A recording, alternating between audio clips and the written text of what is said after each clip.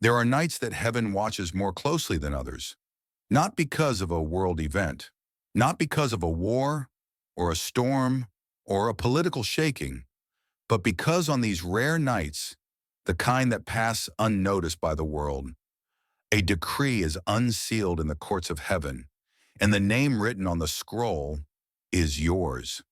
You may not feel ready, you may not feel worthy, but this moment has been written into your destiny since before the foundations of the world, and heaven has waited for you to realize you are the target of a war you didn't start because you are the carrier of a word you didn't write. There is no need to pretend anymore.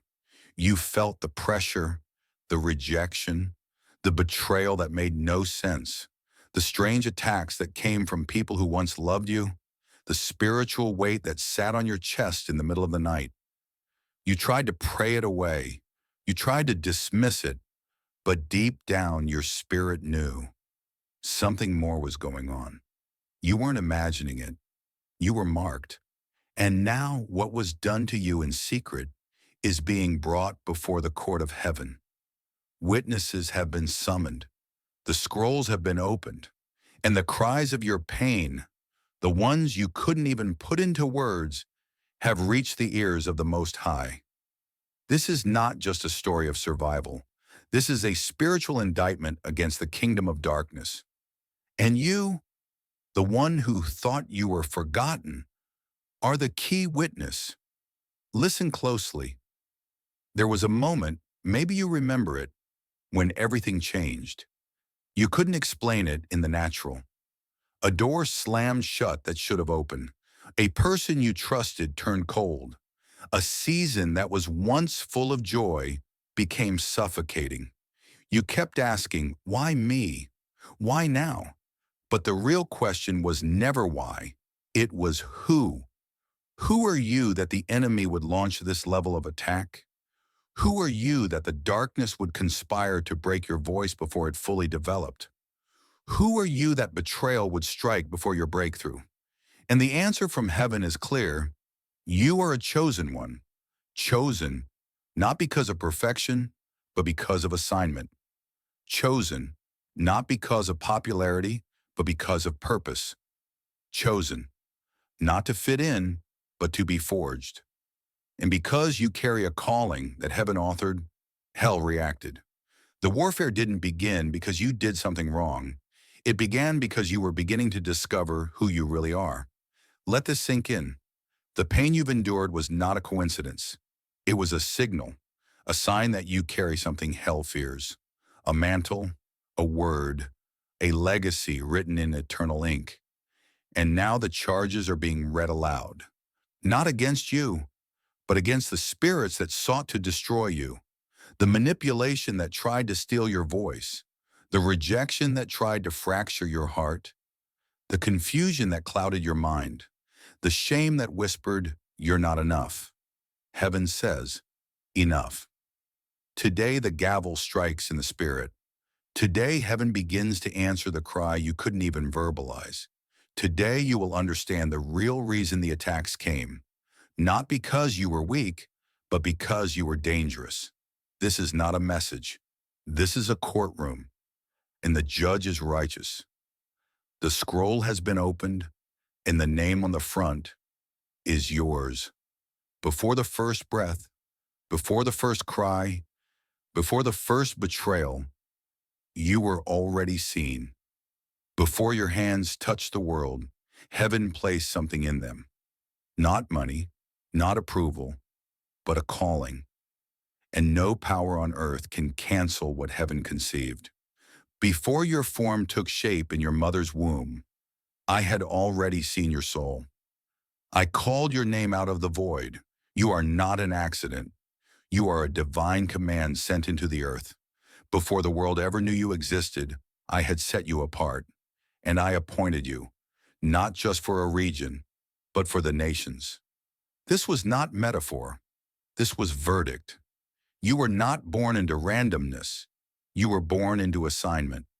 While others played, you wondered. While others ran ahead, something in you held back. While others fit in, you always felt a pull. like you were born for something different, something heavier, something divine. That pull was not a personality quirk. It was prophecy. Heaven whispered your name into the silence long before your parents gave you one. And with your name came a scroll, sealed with purpose, inked in eternity. Inside it was a mission, a divine task, a weight only your soul could carry. You are not ordinary. You are not invisible. You are not late. You are anointed. And like Joseph, the moment your destiny began to reveal itself, the attacks began. Not because you were loud, but because you were chosen. Not because you were arrogant, but because your dream rattled the comfort of those around you. Joseph was betrayed before he was crowned. David was hunted before he was enthroned. Esther was orphaned before she was empowered. Why? Because being chosen doesn't mean being elevated quickly. It means being hidden carefully. You were not overlooked. You were shielded. You were not rejected. You were refined. God covered you in anonymity, not to punish you, but to prepare you. Because the oil that will one day anoint nations had to be pressed in private. That's why you didn't die in what tried to kill you. That's why the pain didn't swallow you whole. That's why, even now, something inside of you keeps burning. Even when the outside world goes cold, you're different because you were marked. This is not spiritual theory. It's divine history. Heaven's record shows that even when you questioned your worth, your scroll never changed. Even when you fell, even when you wandered, even when you tried to blend in, the signature of God remained on your soul. You have seen the signs. You've survived the stripping. You've outlived betrayals that should have broken you. Why? Because the origin of your identity is not trauma. It is not what they did. It is not where you failed. It is who God declared you to be before the world began. And now, the time of activation has come.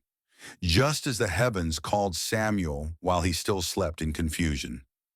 Just as the angel found Gideon hiding in a winepress and called him mighty warrior. Just as God pulled Moses out of a burning bush, moment of unworthiness. He's calling you now. This is your burning bush. This is your divine interruption. Not to show you what you lack, but to remind you of what you carry. You are a carrier of purpose. And though life tried to stain your scroll, the blood of Jesus preserved it. You may have forgotten who you were, but heaven never did. So hear this in the spirit. Before you were formed, you were seen. Before you were broken, you were chosen. Before you were ready, you were marked. And now, the fire is calling you forward. Let me take you into a room no human eye can see. There is no light in this place, no windows, no warmth, only whispers. Whispers that echo through the corridors of the unseen realm. Plans formed in darkness. Assignments issued in shadow.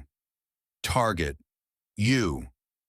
This is the war room of hell, where a council gathers, not with swords or guns, but with blueprints soaked in ancient rebellion.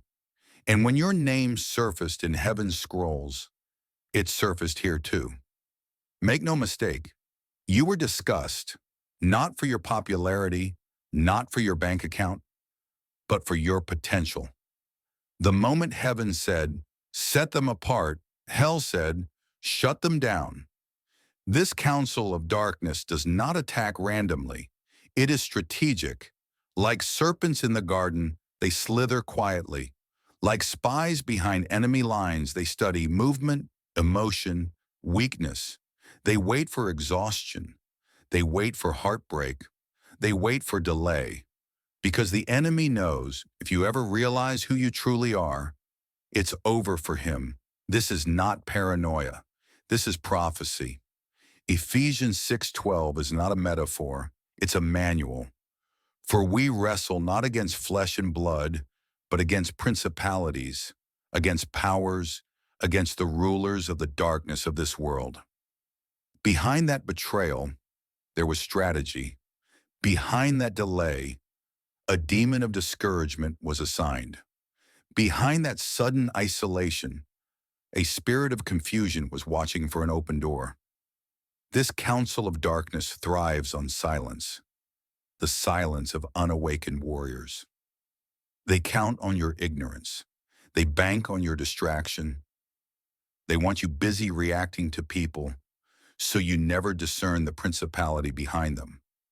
But God is shifting something now. The veil is lifting.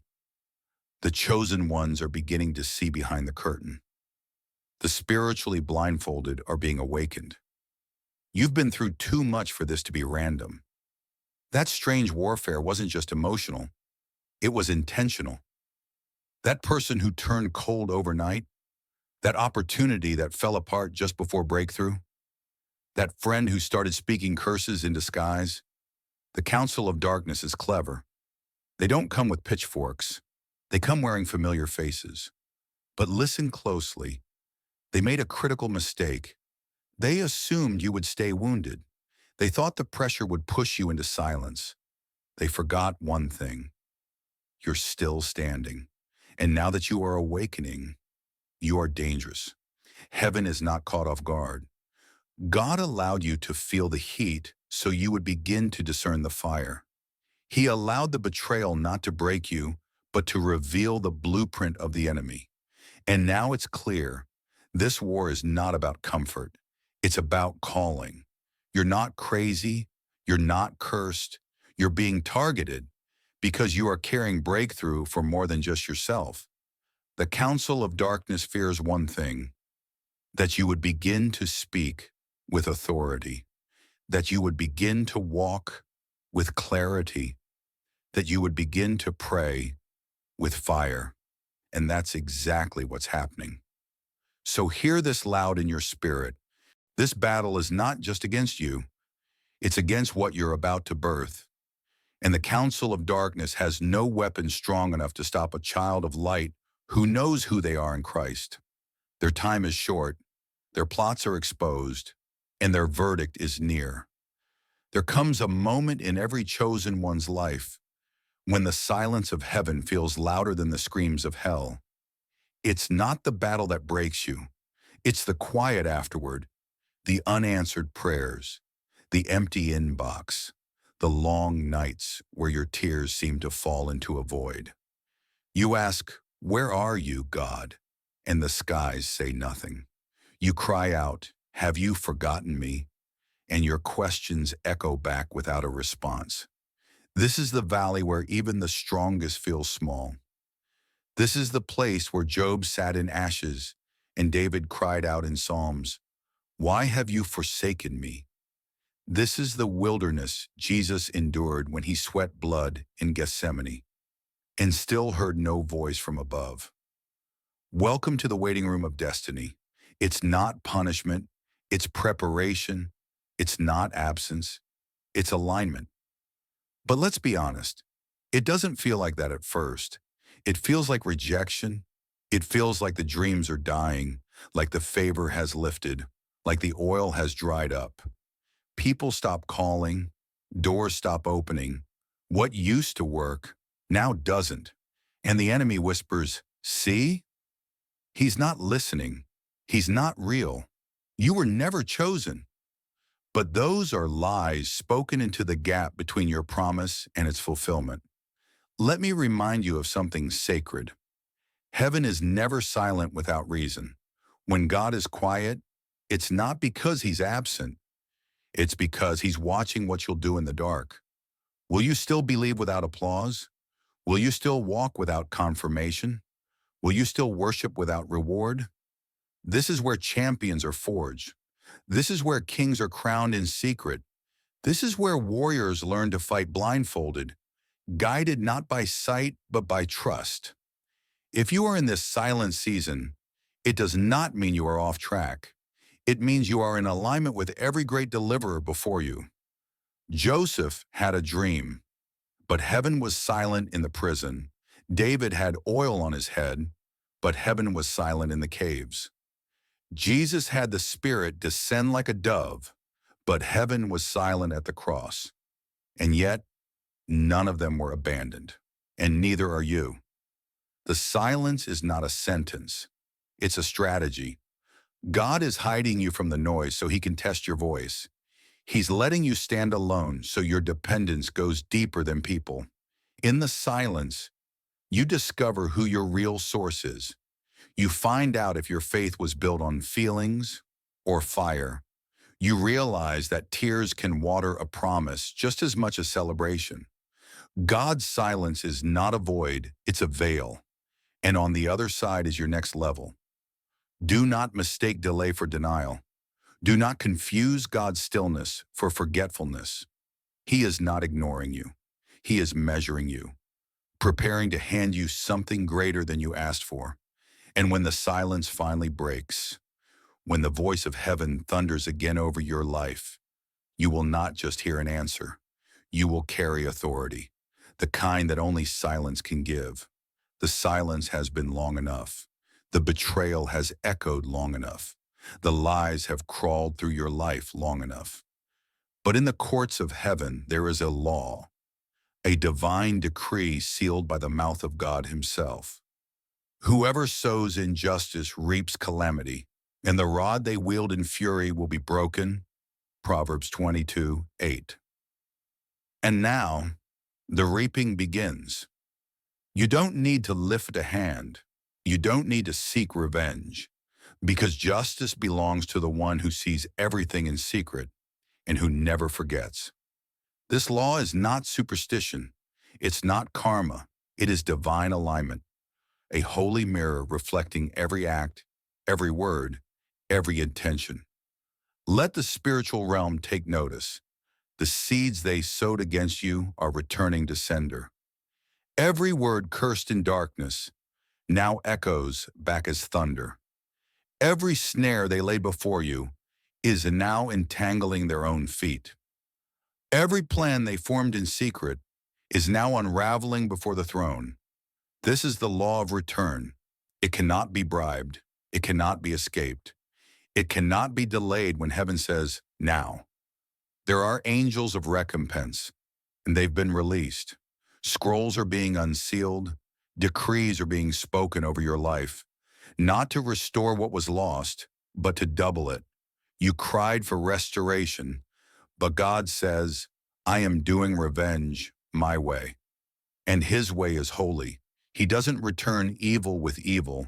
He returns evil with glory. He doesn't just expose your enemy. He exalts you in front of them. Psalm 92:11 declares it. My eyes have seen the defeat of my adversaries. My ears have heard the rout of my wicked foes. This is not petty payback. This is prophetic positioning. When Joseph was thrown in a pit by his own brothers, they thought it was the end. But years later, those same brothers bowed before him, not even recognizing who he had become. Why?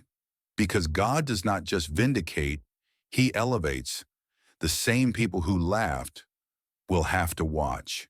The same ones who slandered will be silenced. The same spirits that tried to stop you will bow before the throne that sent you. You didn't ask for war, but heaven gave you weapons. You didn't choose the fight, but you chose obedience. And now, the weapons formed against you are being turned against the ones who forged them. No weapon, no lie, no plot shall prosper, because the law of return is not just about payback. It's about heavenly restoration. Every year you lost, every tear you cried, every betrayal you endured will be multiplied, not just returned, multiplied in honor, in favor, in fire. But here's the mystery. The law of return does not only apply to your enemies. It applies to you. What you sowed in secret, what you gave when no one thanked you, what you did in the midnight hours, in faith, in silence, in pain, it's all returning. And this time, it will be public. Because when heaven returns a harvest, it doesn't whisper. It announces, it crowns, it vindicates. Get ready. This is the beginning of divine reversal. The law has activated, and everything changes now. This is not a metaphor. This is not a vision. This is a real place, unseen by flesh, but felt in the deepest chambers of your spirit. Welcome to the heavenly courtroom, where thrones blaze with righteousness, where scrolls drip with eternity, where angels do not blink and demons tremble at the whisper of his name. The courtroom is in session, and you are not on trial. Your enemy is. Your pain, your silence, your cries in the night. They were never lost. They were documented by scribes of heaven who record every injustice against a child of God. A court was seated and the books were open. Daniel 7:10. And now the books are open. This is not the court of public opinion. This is not a courtroom of compromise. This is the place where truth wears a crown, where mercy and judgment sit side by side, where your defender has never lost a case. Look around in the spirit. The accuser stands trembling. Every word he spoke against you now weighed on scales that do not lie. The angels surround you, witnesses to your weeping, guardians of your walk. The scroll is unsealed. Heaven's decree about who you really are is read aloud.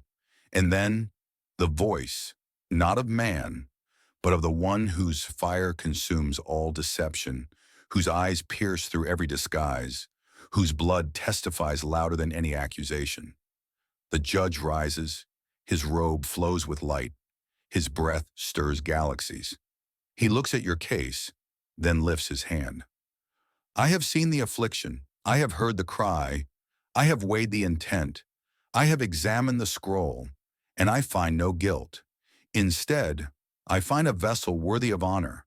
I find oil, I find endurance, I find fire that did not go out, even in the furnace. And then, with the force of thunder, the gavel falls. Not guilty, anointed, chosen, sent at that sound, chains in the spirit realm begin to break. Altars of witchcraft collapse. Unseen curses shatter. Legal rights of darkness are revoked. What man could not vindicate, heaven just did.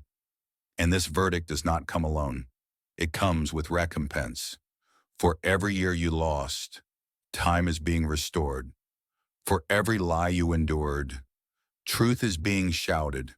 For every tear you cried, joy is being multiplied. But most of all, this verdict comes with authority. You are no longer simply enduring the war. You are walking in the court's endorsement. From this moment on, when you speak, heaven will respond. When you pray, principalities will tremble. When you declare, atmospheres will shift. Why? Because the court has ruled in your favor. You are not a victim. You are not an orphan. You are authorized. Hell has lost jurisdiction. Your name is cleared in the spirit. Your mantle has been reissued, but this time with fire. So stand tall, child of God. The courtroom is silent now, but your verdict still echoes. And it will echo every time you pray, every time you speak, every time you refuse to bow. The case is closed. The gavel has fallen. You are released. The courtroom has spoken. The verdict has been rendered. Now, the reversal begins. Heaven never rules in silence. When the gavel falls in the spirit, the earth must respond. What was stolen will be returned. What was mocked will be crowned. What was done in darkness will be exposed in light. Instead of your shame, you will receive a double portion, and instead of disgrace, you will rejoice in your inheritance. Isaiah 61:7. The world said you were finished, but the one who formed you says, it's just the beginning. They stripped your name, but God is about to announce it. They buried your voice, but the Lord is about to amplify it. You won't have to defend yourself. The Lord will fight for you. You need only to be still. Exodus 14:14. This is not about ego. It's about elevation by divine hand. And when God raises someone, No man, demon, or system can block it.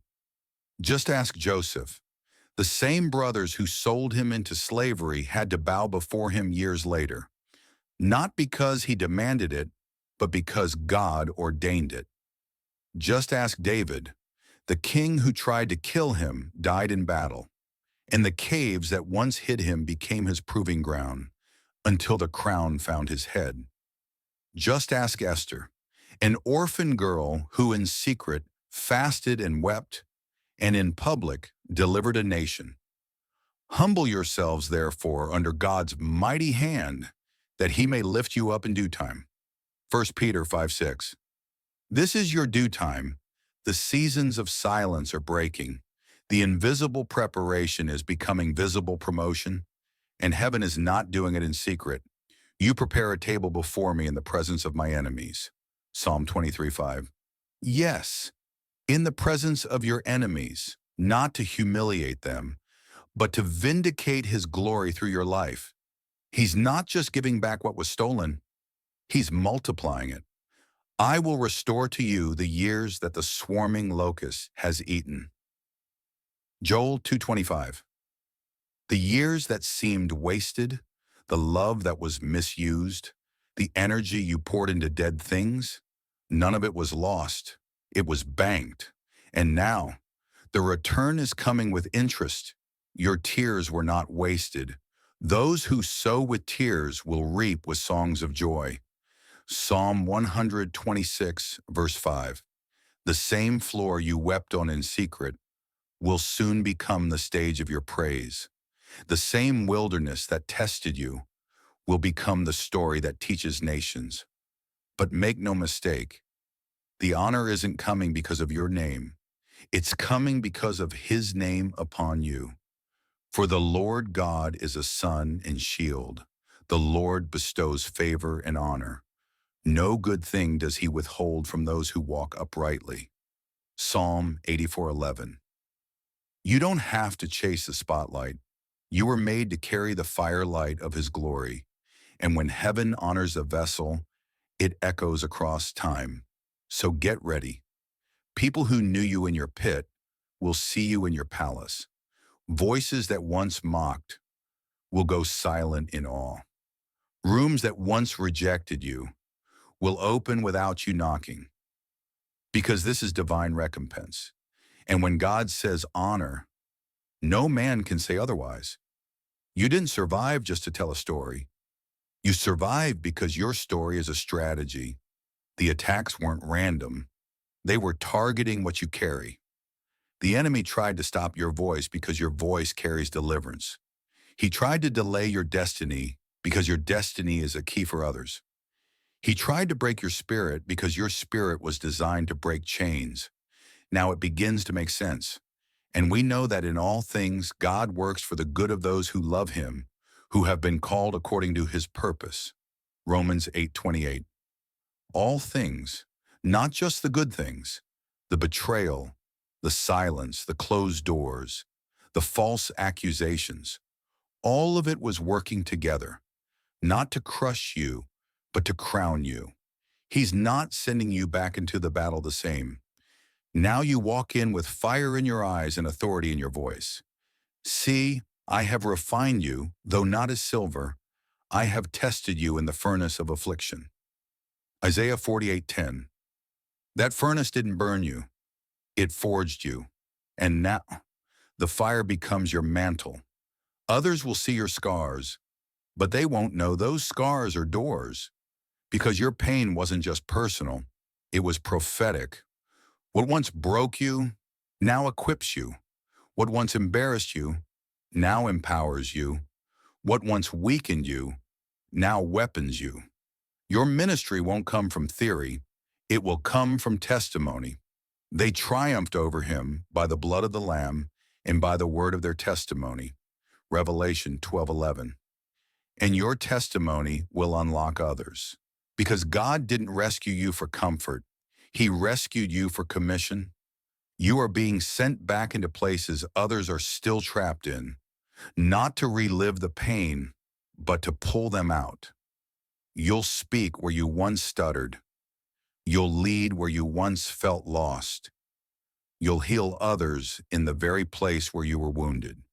Blessed be the God who comforts us in all our troubles, so that we can comfort those in any trouble with the comfort we ourselves receive from God. 2 Corinthians 1, 3-4. You were comforted to become a comforter. You were delivered to become a deliverer. Just like Moses, raised in the house of Pharaoh, trained by Egypt, and yet chosen to confront the very system that raised him.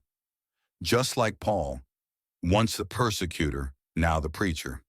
Just like you, once broken, now commissioned. And this mission is not temporary. The gifts and the calling of God are irrevocable. Romans 11:29.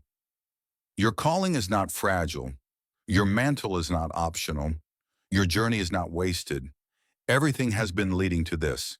Your life is the map someone else has been praying for. So don't hide your scars. Don't silence your testimony. Don't shrink your anointing. God is raising up a generation of wounded warriors, not polished performers, and you are one of them. Can I speak to you, not as a voice on a screen, but as someone who has wept like you, wondered like you, and warred like you? I know what it's like to feel forgotten while being faithful. I know what it's like to worship with tears streaming down your face, to walk into rooms where no one sees what you're carrying, and to silently wonder, God, am I still chosen? Let me tell you what the Holy Spirit told me.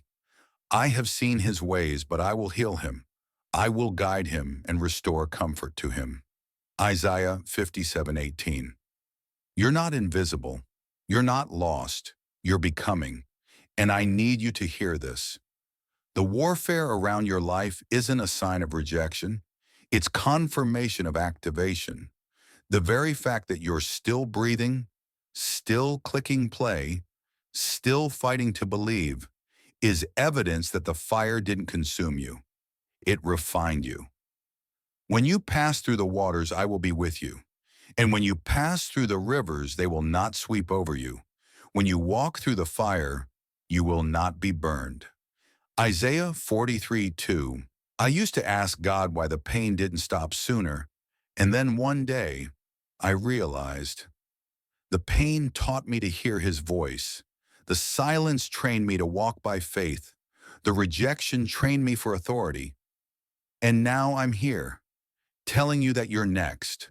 Not next to suffer, next to rise.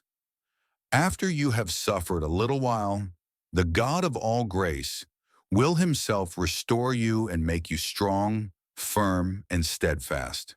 1 Peter 5:10. Yes, you feel misunderstood. Yes, your heart still aches, but you're not broken. You're being revealed. You're not late. You're right on heaven's timing. And if no one else has said it to you, let me say it now. You are chosen. You are called. You are seen. This is your moment, not just to receive a message, but to respond to a mission. The same fire that tried to kill you is the same fire that now fuels your purpose. But you must say yes. Today, if you hear his voice, do not harden your hearts. Hebrews 3:15. Say yes, even trembling. Say yes, even tired. Say yes, even if you don't feel ready. Because chosen ones are not launched by confidence. They are launched by obedience. And if this word has pierced your spirit, then heaven is pulling you forward. The door is open. The scroll is ready. Your seat in the army of the anointed is waiting. Will you step in?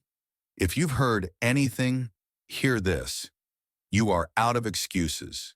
Heaven is out of time, and earth is out of options. The warfare is intensifying not because you're weak, but because you're closer than ever. And heaven is issuing a final call, not for the crowd, but for the called. Submit yourselves then to God. Resist the devil, and he will flee from you. James 4:7.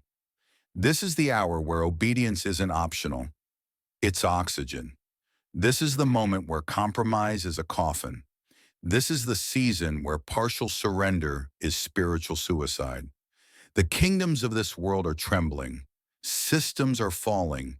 Darkness is emboldened. But you were born for this hour. Arise, shine, for your light has come, and the glory of the Lord rises upon you. Isaiah 61. This is not the time to shrink. This is not the time to explain yourself. This is not the time to seek comfort. This is the time to roar. The same word that parted seas is in your mouth. The same spirit that raised Christ from the dead is in your bones. The same fire that fell on Mount Carmel is hovering over your altar. But altars require sacrifice. What are you still holding back? What fear? What addiction? What bitterness? What delay? Lay it down. If anyone would come after me, let him deny himself, take up his cross daily, and follow me. Luke 9:23. You are not being invited into religion. You are being called into holy rebellion against darkness, against deception, against delay. And it starts with your voice. It's time to pray like the war is real. It's time to declare like the scrolls are open.